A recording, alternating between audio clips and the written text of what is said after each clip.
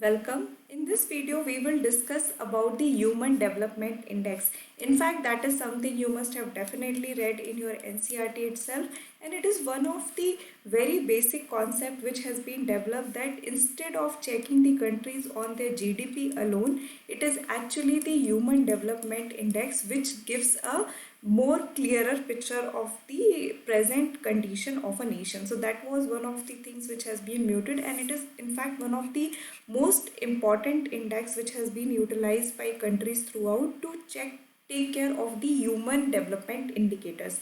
So in this aspect, recently a new 2020 report has been published. We will discuss first of all what is exactly is HDI, what is measured under it. Then we will move ahead and see what has been included new in this year index and how India has been faring. So let's start. So it is published by the United Nations Development Program. So that is the organization which is associated with the Human Development Index. It is the one which actually releases it. What it measures the social and economical achievement of a country. So that is what the major concept behind having the Human Development Index is, that if a country is making a lot of progress in the economic sense and its human indicator or human development factor is at low bar, then it means that is not the complete development. So it takes care of both the aspect, the social part as well as the economical part. So if a country is scoring good in both of these criteria or dimensions, then you can say a country is moving on a path of development. What are the indicators which are actually measures over here? It include health of people, their level of education achievement and their standard of living. What are the exact things which is measured over here? We will understand that in the upcoming slide, but from here just remember that this is a very important indicator to understand how the human development United Nations Development Program has actually come up with this concept to look into the aspect that mere economic development is not enough to check the development of any country.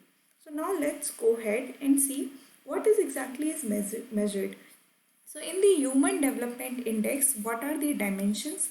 Dimensions include long and healthy life, knowledge and a decent standard of living. So being a like having a successful human life, this is what it's included, that you have to have a long and healthy life first of all, then knowledge and a decent standard of living. So these are the dimensions.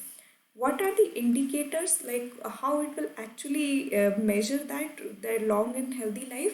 So it will look at the life expectancy at birth, like when a child is born, what is the life expectancy there, like how many year he is going to survive. So life expectancy at birth is what is measured under the long and healthy life. Then in case of knowledge, what is measured is the expected years of schooling and mean years of schooling. So this is how it is actually taken into consideration, that a child or a person in any nation, how many are the expected year of education, like for living a decent life, how many are the expected year of schooling and also the mean years of schooling, so which mean how many are exactly going into the school. So these are the two factors which will eventually help in determining the knowledge dimension of HDI. And finally, for a decent standard of living, it is measured the gross national income per capita, and that is at PPP dollar. PPP is purchasing power parity. So it measured the gross national income in order to determine the a decent standard of living. So what the parameter which is measured over here is the GNI, gross national income. So together all these indicators are measured in the form of index like life expectancy index, education index and GNI index, and they are like summation together to form the human development index. So how each country is faring on each of these index will eventually determine its overall score.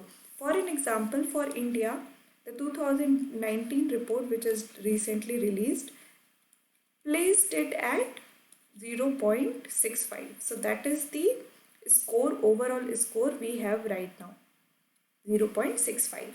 So this is something you need to know how the HDI is calculated. It is very important. Now another thing, and that is your homework. You have to learn something about as multi-dimensional poverty index. So it has been realized that HDI is what you can say 2D or two-dimensional in its approach, that it is not able to capture the entire thing. So there is a multi-dimensional poverty index which includes more indicators. So it has more indicator and it is more comprehensive. So this is your homework. You have to figure it. You have to go and check about the multi-dimensional poverty index. What are the indicators mentioned over there and how the multi-dimensional poverty index fare versus the human development index. This is your homework. If you like, drop a comment on this video section and let me know how the MDPI is measured as compared to the human development index. Now coming back to the video, we just understand what all is measured when we are measuring about the human development index. Now let's move forward. There is a different kind of HDI for the first time which is published this time, which is the planetary pressures adjusted HDI, or what is called as PHDI. So this time they have also come up with the PHDI.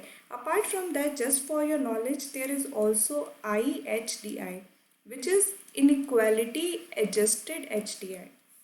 So in that they actually measure how the inequality of various nations are, and accordingly they again rank them. So inequality adjusted HDI is also something which UNDP releases, and this time for the first time they come up with the idea of planetary pressure adjusted HDI. So it is released for the first time.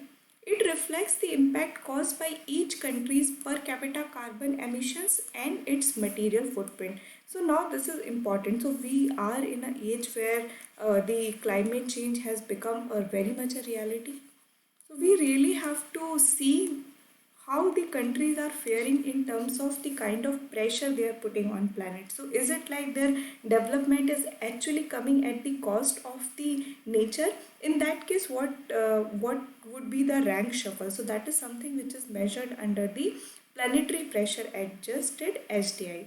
So it reflected that each country, what is per capita carbon emission, like every person how much carbon emission it is actually causing, and its material footprint, like how much consumerism is actually followed in that country.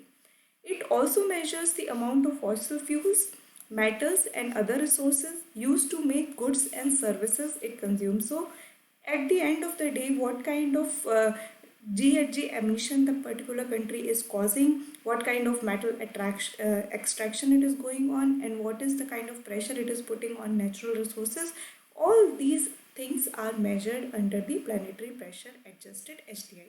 Now the thing is, even without the planetary pressure, it can give a situation where the development and even the human index is pretty fine. But when you actually look at from the PHDI aspect, you realize that all this has come at the cost of nature. And going forward, this should be something which policymaker of each country should take into consideration. And that was the idea for introducing the PHDI. Now let's just look at how India has been doing. So India dropped 2 ranks, standing at 131 out of 189 countries. So last year India got the rank of 129 and now it has dropped. So now it is at 131. The major reason could be along the line of the GNI per capita as well, and the life and expectancy also. So all these things actually attributed to reduce some of the rank of the India.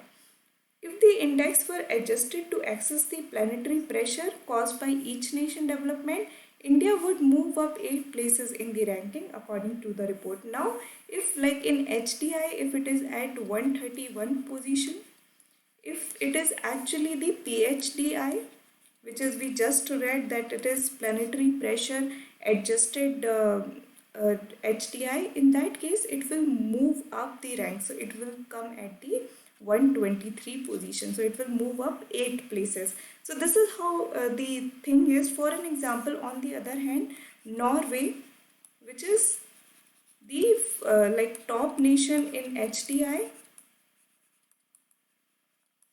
actually loses, like it goes several rank if it is uh, ranked under the PHDI. So if it is ranked under PHDI, its rank goes down. So this is how it is when you, which kind of give us a scenario that yes, the development happened along these state, but maybe at the cost of the nature. So for India, the per capita emission is actually low. So for that purpose, that if we adjust it according to the PHDI, its rank actually improves.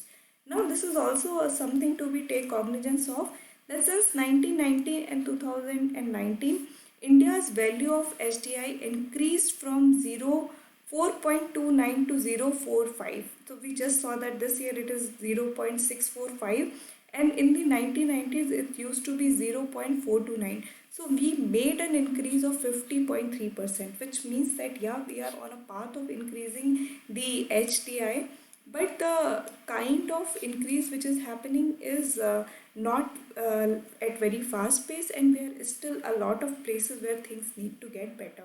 So these are the basic idea. This index is important from your economy perspective as well as far as the measurement of now when the planetary pressure has also come into picture, the climate change perspective also. So this is a important concept for that purpose. So I hope you have understood this video. If you have any doubt, feel free to drop a comment. Thank you.